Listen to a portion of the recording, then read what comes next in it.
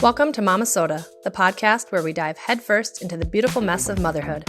I'm your host, Monica Eickman, and I'm here to keep it real.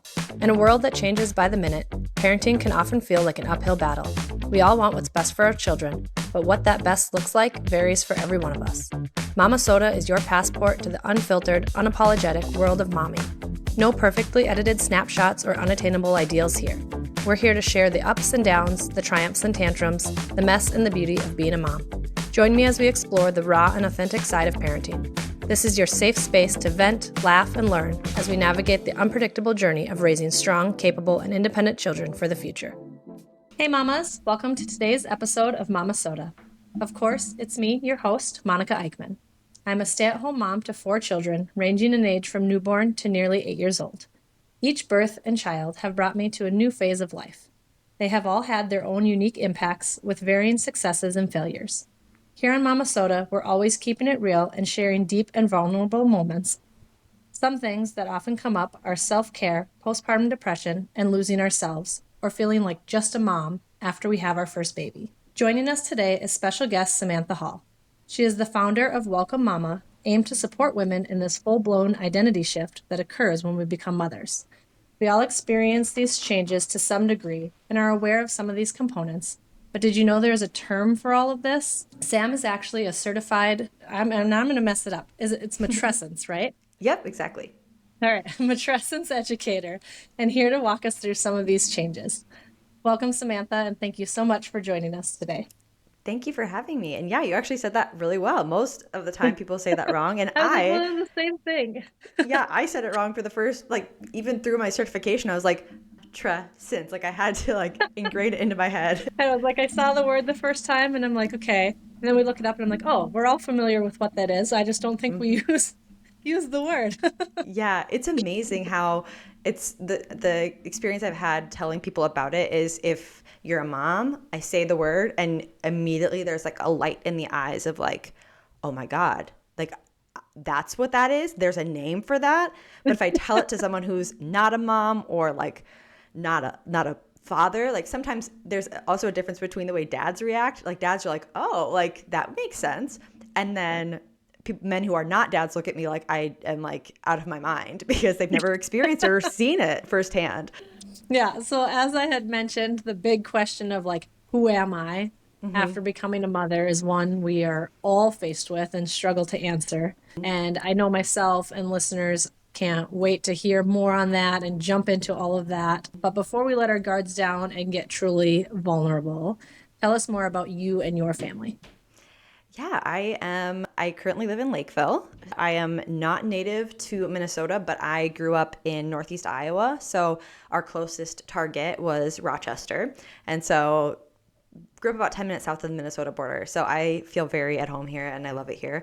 And I have 2 kids, a 4-year-old and a 9.5-month-old. And my husband, Tom, and I both work from home. So we have 1 kid home full time, and then our son goes to preschool and daycare randomly. So I consider myself a part-time stay-at-home mom, but I have 1 kid with me at all times. I think that's how, especially with the addition of COVID, there's so many moms that are like, I'm a stay-at-home mom, but I'm a work-from-home mom, but I'm part-time. It's just a whole mix. We need a new word. We do. Yeah. I often don't know what to call myself, but I'm getting a little bit better at owning my titles for what I do. And what I do is I would consider myself a motherhood advocate, and I am as you said, certified matrescence educator and content creator. So I make content around matrescence, around motherhood, around the sociology of motherhood, which is just essentially how society and culture shapes our experience of being a mom. And it's my hyperfixation. I don't think I'll ever grow out of it. It just fascinates me time and time again how all of the things that we tend to think are our fault or are wrong or our weaknesses really are either by design or are just a consequence of the society we've grown up in and have been immersed in. And then I also own Welcome Mama Co., which is a collaborative of a bunch of different things, but we offer services for moms, as well as my latest, most exciting thing is we do what I call is merch with a mission. So it's pieces of merch or clothing that have a mission of advocating for mothers. And so we just dropped our maternal mental health collection yesterday, and that was such a cool thing. And of course, my daughter ended up with a fever and in urgent care, because that's how, how it goes, right? That's motherhood. Yeah, it's like, okay, well, motherhood, it's so, my latest fixation is like this, can we have it all conversation. And I'm like, this is such a great reminder of like, sometimes life forces you to choose. And yesterday I was forced to choose motherhood over this launch. And that was hard, but also, there's no question, there's no option, right? And so that's what I do. That's what I am super passionate about. And yeah. Excellent. So we threw out this word here, matrescence. And like we said, it's a word that many, even mothers who are going through it, haven't heard the word, but then know, kind of the things around it after we talk about it. So can you just walk us through what that word means? Yeah. And then how discovering it changed your journey as a mother and what you're doing now? Oh, yeah, absolutely. So the word itself, when we break it down, means mother becoming. And that's what it is. It is the developmental process of becoming a mother and going through motherhood. And so the best way to understand it is that it was established or really coined by a medical anthropologist in the 1970s named Dana Raphael. And she noticed this pattern that women went through when they became moms of that identity shift and the physical changes and the hormonal changes. And really her first three were like emotional, spiritual, and psychological, or like the way you perceive yourself and your place in the world. And she noticed that this was very similar to adolescence, where we went through all of these changes from one phase of life to another, this rite of passage from being a child to being an adult, where we go through a lot of the same similar changes. The way we perceive ourselves in the world changes. Our friendships change, our bodies change, our hormones change, our priorities change, our values change, our interests change. So much about us changes, and it takes time, and it is a developmental milestone. And that same thing happens to us in mothers. And so when we look at matrescence, it is the initial becoming of transitioning from being what we would call just a maiden or a woman individual to becoming a mother. And another way to think about that is going from me to we. And it is ongoing. Every time, and especially with 4 kids, you'll resonate with this. Every time your child changes, you have to change. And you're constantly going through this evolution of becoming and unbecoming and becoming again and unbecoming. And it's this orientation and then disorientation to the life you knew, and reorientation to the life that you are now in, or the child that you are now caring for. And another few key things I really think are important to know about it is it's universal, meaning everyone who becomes a mother will experience matrescence in some way, whether that's through adoption or surrogacy or becoming a step parent or IVF. Everyone who has that identity shift from being not a mom to becoming a mom will experience matrescence in some way. However, it is unique. Everyone's experience of it will be different. And the factors that can impact that are as long as a day with a sick child. Like it could be your upbringing, your partner, your child's disposition, your disposition, whether you breastfed or not, whether you carried the child or not. There are a ton of different things that can change the way your matrescence experience goes. And another thing I really like to highlight is that key piece of like, no matter how you became a mom, you are reestablishing this identity, and who you are is changing at your core, and every experience is super valid. Does that make sense as just a basic explanation? Yeah, for sure. Awesome. And I like too how you even already mentioned the 2 pieces that I would have kind of asked on is, does it matter? Did you, carry the baby yourself versus, like you said, becoming a mom in another form? And then, and even just like you said, with it's ongoing, because not only, even if you just have one child, as they age and as they change, you're continuing to shift and change in your parenting and all of that. But then if you have multiple children, kind of the same sort of thing. Like I've gone through these phases where in finding myself, started playing soccer again. And then it's like, oh, now I'm pregnant and now I'm not playing soccer again. Or, and then I have that baby and I kind of start, doing something that's me again and then pregnant again. So it's just like all those phases and shifts. Yeah. My neighbor is one of my motherhood mentors, and all of her kids are out of the house, and she always tells me, like, you will find yourself again, like you will get there. And I'm like, no, I've found myself a couple times already, and I have a 4-year-old. Like it's not a finding, it's a rediscovery to me, and it's a like reestablishing, which is one of the most beautiful pieces of Matrescence to me when you really think about it, because we can get into this a little bit if you'd like, but the model that I'm certified in is the seasons of Matrescence, and we talk a lot about how motherhood and life in general is cyclical. We go through seasons where we better know who we are, and then seasons where we have no idea who we are or what we want. And one of the most beautiful gifts and challenging gifts of motherhood is finding that gold in the grief and finding like, yeah, I have 9.5-month-old, so I'm just kind of coming out of this period where it's like, I don't really know who I am or what I want, or I'm so caught up in the mother mind and thinking about my baby more than I'm thinking about anything else. And that's hard. But then on the other side of that is this kind of blank slate of like, okay, well, everything I was like kind of went on the back burner. So what pieces do I want to take with me? What do I want to leave behind? And what do I want to add? And who do I want to become as I like explore myself again?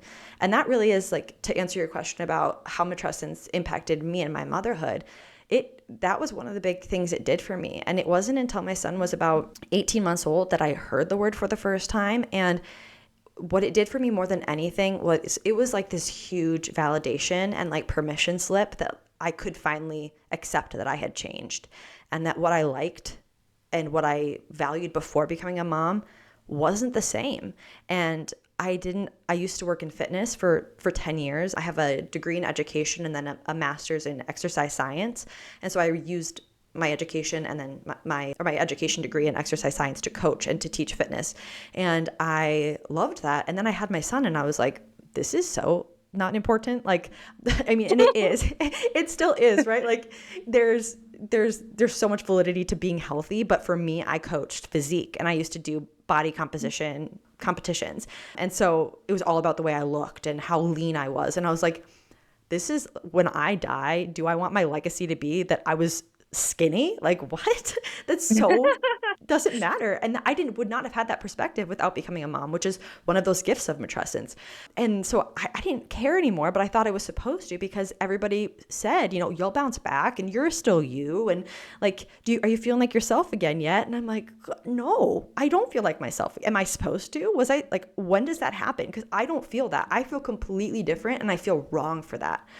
I went back to work when my son was 7 days old. I kept trying to work while he was at home and I couldn't do it, and I couldn't figure out why I couldn't do it all. I beat myself up and I felt like such a failure in motherhood because my son had a tongue tie. He was so challenging. I didn't know what I was doing and I thought I was supposed to. I thought it was supposed to come natural. I thought I was supposed to just, again, bounce back, find myself again, just keep going. And I couldn't do it. And I felt like such a failure that I sought a sense of achievement elsewhere, and that was work. And I went right back to work, working from home. Then I ended up with 3 jobs by the time my son was a year and a half. And it wasn't until I learned about Matrescence and I realized, okay, I've changed, my priorities have changed, and I learned about what I really valued, that I had this like light bulb moment of this is a side tangent and you're welcome to cut this, but no, this is what we love. Okay. So I was vacuuming one day and my vacuum cleaner wasn't working. Like it wasn't sucking anything up. And I was like, well, that is frustrating because I just spent all this time vacuuming my entire upstairs and nothing got sucked up. But I didn't know because I was making lines in the carpet. And I had this like moment of clarity of like, you've been making lines in the carpet. Like you've been working and you've been doing things, but you're not sucking anything up. You are doing nothing of value. You are doing nothing that matters to you. You are doing nothing that is in alignment with who you are and who you want to be. You're just making lines in the carpet.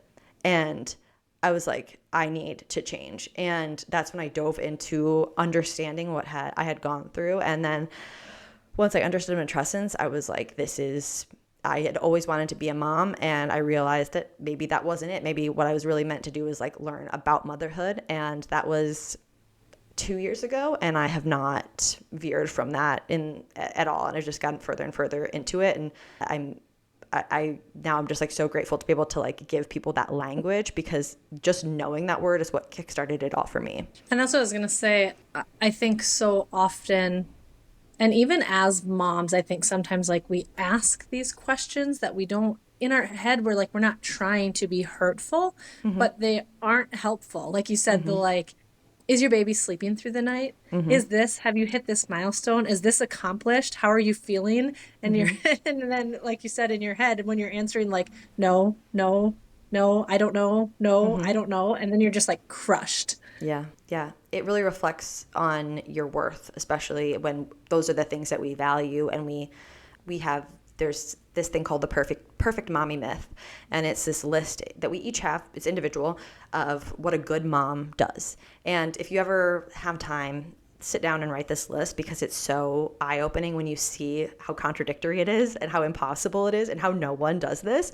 But this baby sleeping through the night and all of those things that really have no reflection on your worth as a mom. Like, you could do everything right and your baby could not sleep. But it is just those things that as a society we've gotten used to just asking. And there's a lot of power in understanding that that's not your value as a mom. And I feel like I'm grateful for everything I know now, because I know how to better answer those questions. Like, oh, is she a good baby? And being like, all babies are good babies, and just leaving it at that. Like, that's a weird question. And now I feel awkward for asking. Yeah, sorry. All babies are good babies. So yeah, she is. And usually people just laugh like, oh yeah, you're right. Unless it's somebody I don't like, that I'm like, all babies are good babies. No, I'm just kidding. So you had kind of mentioned too, or not kind of, you definitely mentioned that feeling that we all have of like, I'm supposed to bounce back after birth. And even like you said, that verbiage, like once you become a mom, you'll just know. It just comes naturally. What would you say are some of like those, and maybe one of those is it, but like that most damaging myth around postpartum recovery that you wish you could just kind of rewrite for the mamas out there? Ooh, I think it would be that you're supposed to know what you're doing, that you're supposed, like, that it's supposed to come natural. And I think the biggest thing is like a very layered problem is that it's not even that we don't ask for help, it's that we don't have the guidance that we once had or were supposed to have. And I think that's one of the saddest thing to me about not having the village is, yeah, it's I wish we had more helpers and people around to help care for our children. I just actually read a study the other day that when there was the village, the average caretaker to child ratio was 10-1.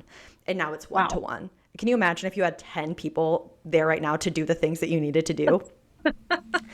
Cannot. I wouldn't be looking at piles of mess around the house like I am, but yeah, exactly.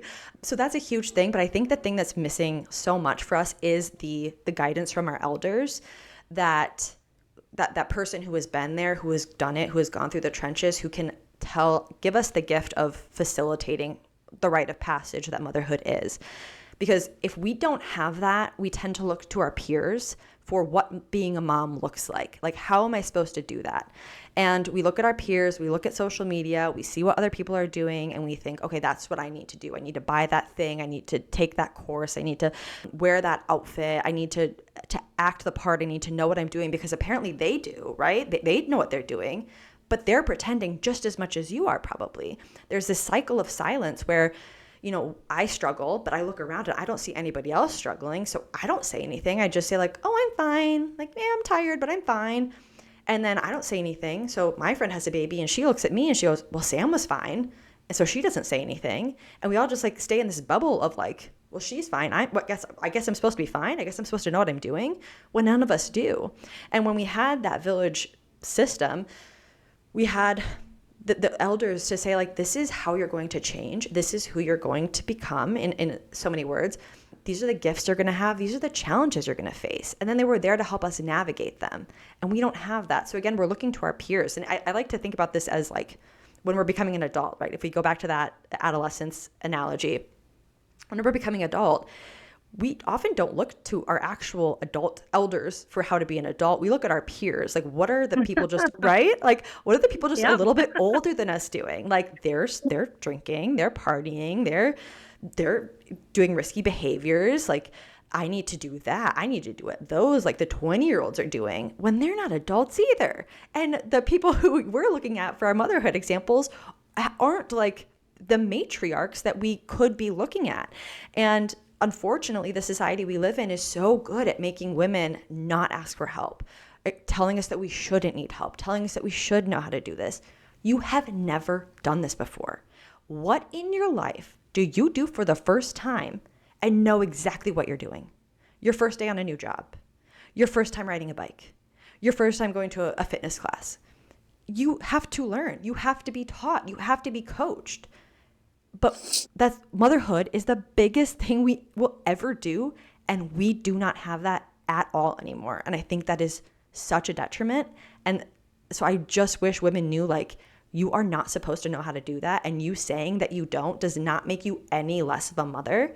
But unfortunately, for most of us, especially for high achievers, saying, I don't know what I'm doing is like waving this red flag of I don't belong here, when that's just not true. It's funny that like you're going through the like ride a bike, you know, play a sport, whatever. And it's like, I feel like I just gave that speech to my children because they were freaking out about something that they'd never done before. And it was like, I went through the XYZ of like, why would you think that you can do that? Like, I'm here to teach you, you have to learn. But, and as a mom, and like I said, with multiples, but it's like, I can convey that message to my children, but then back to myself, same thing. It's like, it just doesn't click. Yeah.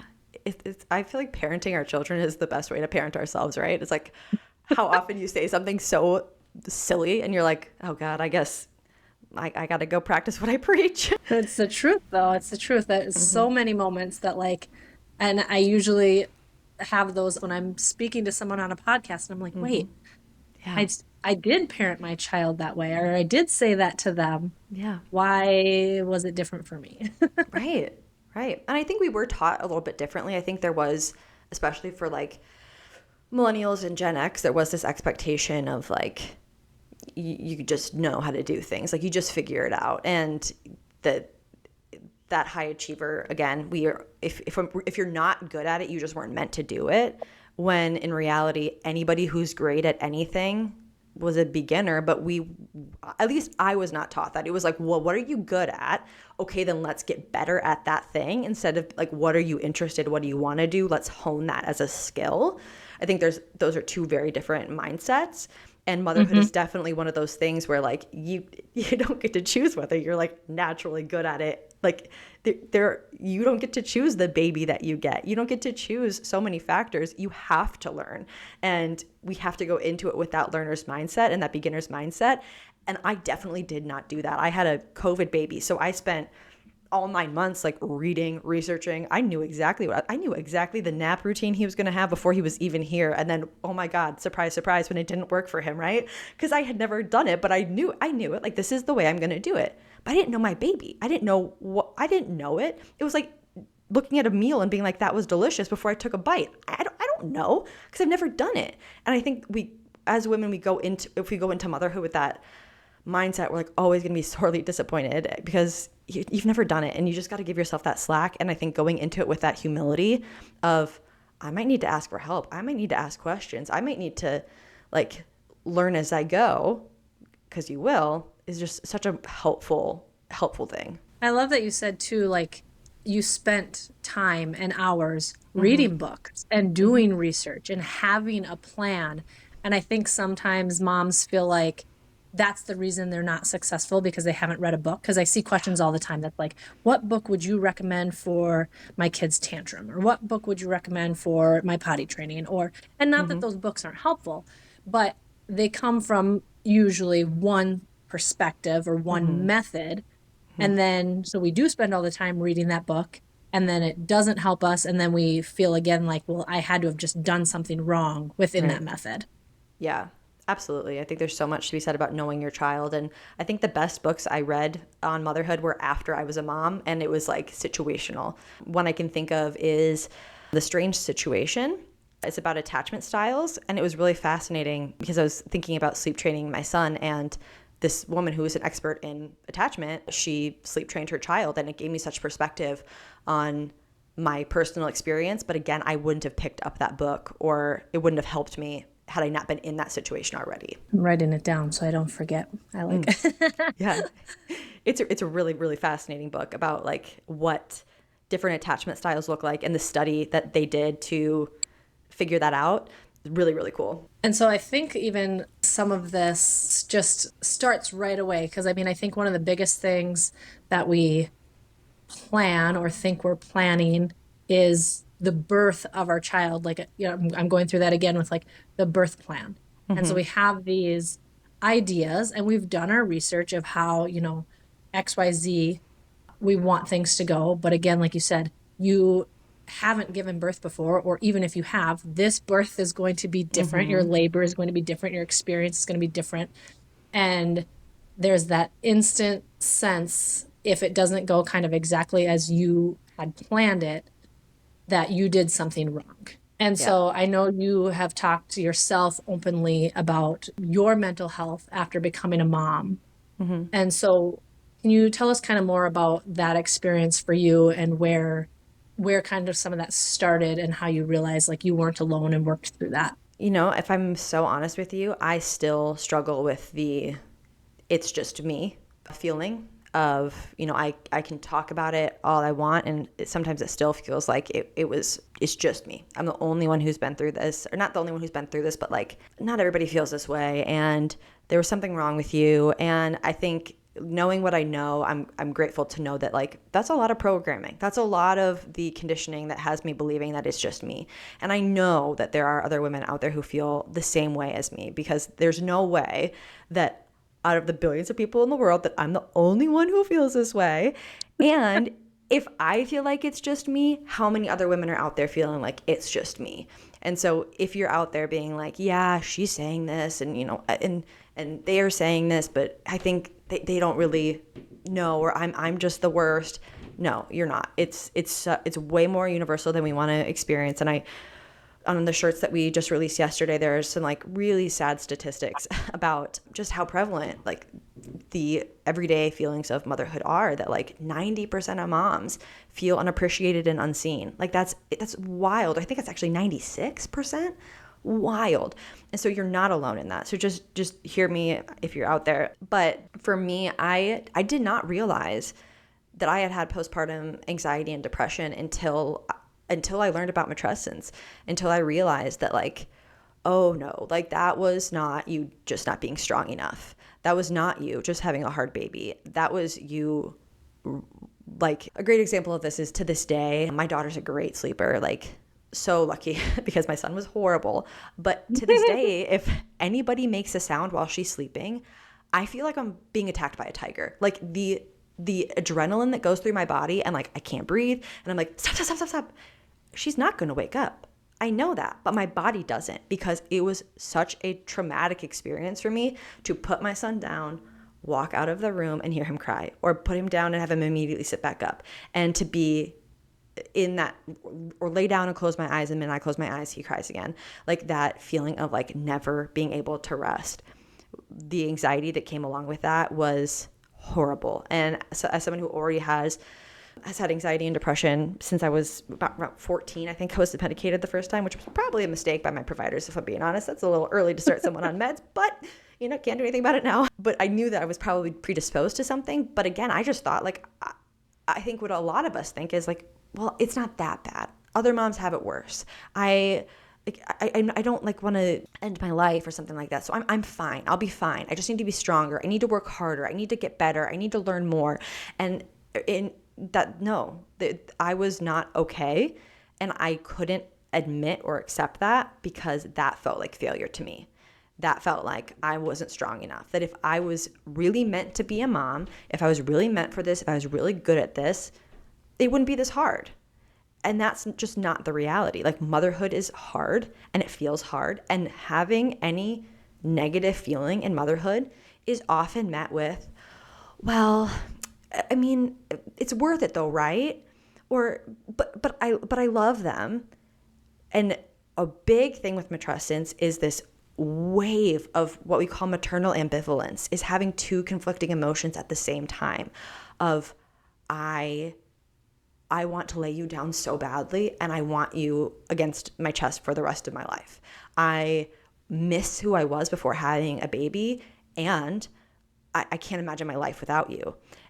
And that negative, perceived negative emotion is often like we have a lot of shame and guilt around that. How could I maybe feel resentful towards my baby that like I just want a minute to myself and love them this much? That can't possibly be true. Like I must not actually love my baby if I feel resentment towards them. When in reality, that paradox, that ambivalence is a very real and normal thing. And learning about that was something that helped me to really release that I wasn't strong enough. It was, I was going through a normal range of emotions, and I was probably a little further in the extreme than I should have been. And this time with my daughter, around 2 weeks postpartum, I have a very, very difficult time with the baby blues, that hormonal drop. Pretty consistently around day 7, I nosedive, and I started experiencing the same things I experienced with my son. And this time I got on the phone with my midwife and I was like, I need something. I can't do this. And I was able to get on a fast acting anxiety medication, and I'll name the anxiety medication, but this is not advice, but hydroxyzine, which is just, I like to put that out there as something to ask your provider about, because I think a lot of people immediately think of like the like Xanaxes and things that can be highly addictive. This is something that is not, and it can be a great tool. So if you ever experience that, ask your provider, but I'm not a doctor. But just having that as a tool in my toolkit, I rarely used it, but I had it for when I needed it, and that gave me some power back. And then it'll help me get through that initial hard period. But having that context and knowing that extreme wasn't normal gave me the power back to do that. I think that's an important piece for everyone to realize in what we're talking about. And it's, like I said, I've had a few brief conversations more recently again, but that like you can have those two truths that are very opposite at the same time, and they are both true, and it doesn't have to be an either or, and or the guilt, like you said, because you're kind of having that negative thought or feeling. And something I would really challenge everybody listening is when you have those two feelings or you say those two things, I'm going to use an example. A friend of mine is going through postpartum hair loss at the same time as me, and I mean, mine is horrendous. And if you want to see it, I'm posting a reel about it. I look like George Clooney. It's wild.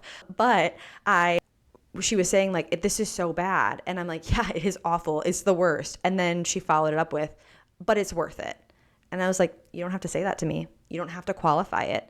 And it's when we do that, constantly do but it's worth it, but I love them. You're invalidating the negative, and we need to be honest about the negative if we want to see change, if we want to, because those little things, like there's so many things that don't have to be the way that they are, but if we continue to downplay our experiences, they will always stay that way.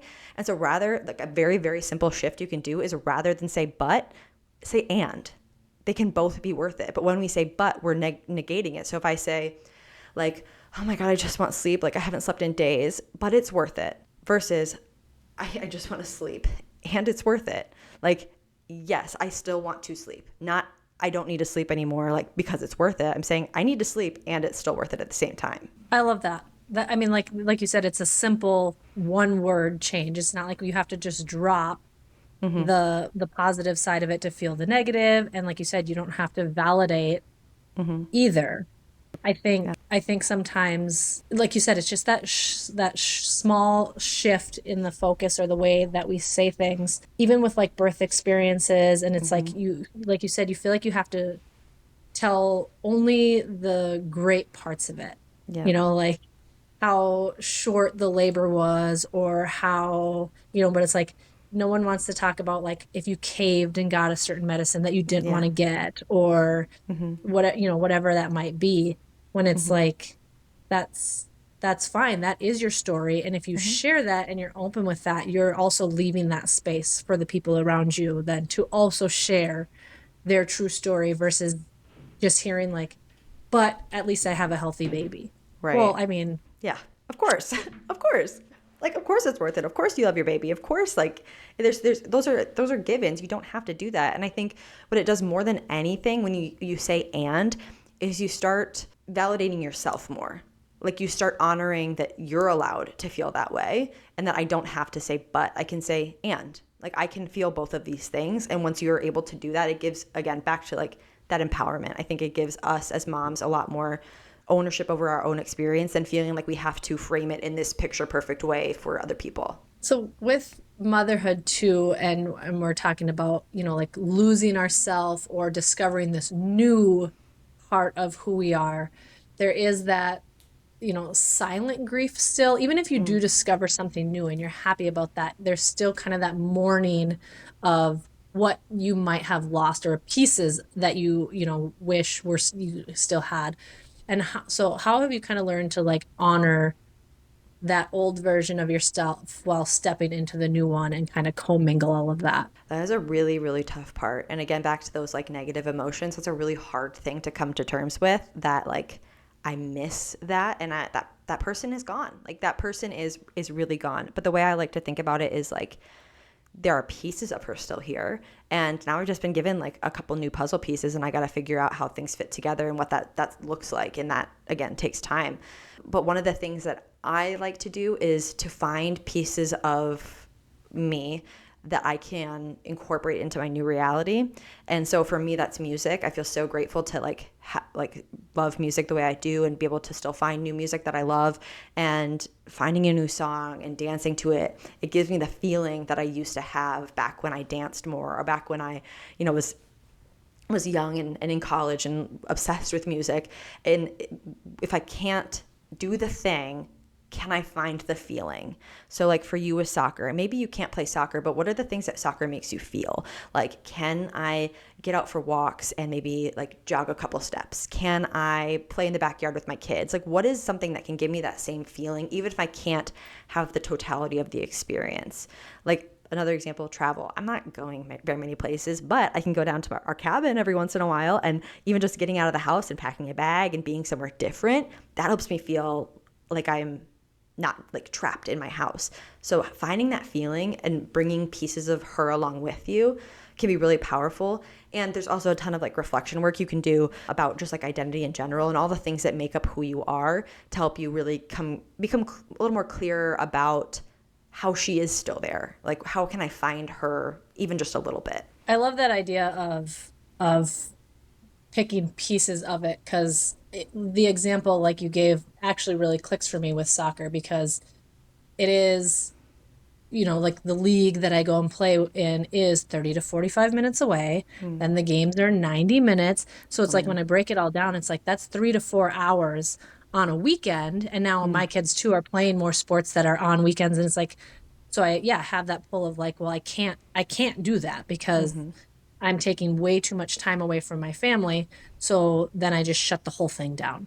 Versus I'm going to have to dig into this more. Like what, like you said, how can I find pieces of that to recreate and still have that partial? Yeah, absolutely. And it's hard. It's very hard. And I think that's one of the hardest pieces, like I talked about at the beginning, is that like have it all myth of like, you shouldn't have to choose. You shouldn't have to sacrifice. Well, the reality is you're going to have to choose. Like there are going to come times when it is you versus your needs versus your kids' needs. And unfortunately, we live in a society that makes it very hard for us to choose ourselves. We're taught from a very early age that selflessness is what a mom is. And then there is also just the realities, like I said, with like launch day, you know, I don't get to not take my daughter to urgent care because I have a launch. Like that's a choice that needs to be made. And it's coming to terms with that and being, which is something I'm still working on, especially as an ambitious woman. I think it's going to be a lifelong battle for me to be able to like, to find not balance, but to find peace with that. And the one thing that really, really helped me with that is digging into values work. And that looks like essentially like when I die at the end of my life, what will I want to look back and say that this phase of my life looked like? Do I want to say that I built a business and, you know, made a ton of money while my kids were little? Or do I want to say that I spent the majority of my time with them and I saw I saw everything and I was there for everything. And your answer to that might be different than mine, and that is fine. What it is from there is making the choices that are in alignment with that answer. So if you wanted to build a business while your children were young, do it. What choices need to make to get there? What choices are in alignment with that? If you want to spend most of your time with your kids, then what do those choices look like? And then again, coming to peace with, okay, if this is what I value, then this is what I got to do. And these are my priorities. And I have a micro values model for this. If anybody's interested, you can find it on my website. So let's just kind of close in with then a big piece of what we get down to is like self-care, and it gets reduced down to bubble baths and coffee breaks. And that seems to be what, we call self-care. Can you give us a better idea of what real self-care looks like to you now? I'm going to give a controversial answer and say self-care is whatever you need in that moment. And I firmly believe we need to stop policing self-care, because self-care might be a bubble bath to you one day. It might be a hot shower one day, and that might not be enough. And so I think about this as like your buckets, right? Like you have your self-care bucket, and some days that needs a full gallon of water, and some days that needs, just a splash. But the reality is that whatever we pour into ourselves has to come from somewhere, because we don't have infinite resources. And so being gentle with yourself about what resources you have, what can you give to yourself in that day? Like yesterday with a baby clinging to me all day, what was I going to do? What I did was when she finally calmed down, was like, can I please go wash my hair? And that was my self-care for the day. And that was all I really needed, because I knew I didn't have capacity for anything more than that. And then there are some days, like it was actually supposed to be tonight. It's not going to happen, but we'll pretend it's actually going to happen. I was supposed to go to a gala and drinks with my friends. And like, that was like a huge thing. And actually what I did do a few weeks ago was I went out on a girls' retreat. That was huge. That was a huge thing, but it was what I needed for me and for like in that moment. It was a big thing. But am I going to do that every week? Absolutely not.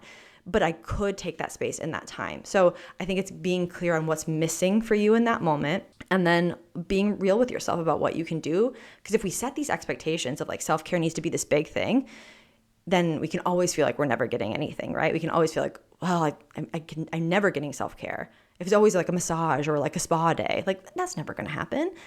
But maybe it's journaling. Maybe it's coaching. Maybe it's something that really helps you to like dig into finding yourself again. Maybe that's what you actually need right now. And then maybe sometimes all you do need is that bath. But I think not putting labels on it and just thinking like, what do you need to truly care for yourself? That's self-care. That's what it is. And also really understanding that we live in a society, I know I say that all the time, but we live in a society that doesn't make it easy for moms to care for themselves. And if you feel like it's really hard to find time for yourself, that is not you. That is a society and a system that has failed to support you and continues to do so. And there's nothing wrong with you if that feels hard, because it is by design. And unfortunately, you may have to advocate for yourself and make hard decisions to make that happen, but you absolutely deserve it, and you are going to be a better mom for it. And so the message you might have in your head is that good moms shouldn't have to work on themselves. Good moms shouldn't have to work on their motherhood. That is a lie. You will be a better mom for doing those things. And I hope that you can find the way to do that. And that is the perfect place to wrap up. I love, again, like you said, you don't have to have these expectations of self-care being elaborate. And sometimes it can be elaborate, and sometimes it can be simple. As motherhood, as we talked about at the beginning, shifts and changes, what you need for that self-care shifts and changes as well. And so how we always end is, until next time, mamas, keep doing your best. Thank you for joining me on this roller coaster of momming right here on Momma-Sota. I hope you enjoyed our candid conversation about all things parenting, where perfection is left at the door and real life takes center stage. Stay tuned for more heartfelt, unfiltered discussions in the next episode. And if you haven't already, don't forget to subscribe, rate, and review Momma-Sota on your favorite podcast platform. Your feedback means the world to us. Until next time, this is Monica Eickman signing off. Keep rocking that mom life, and remember, you've got this.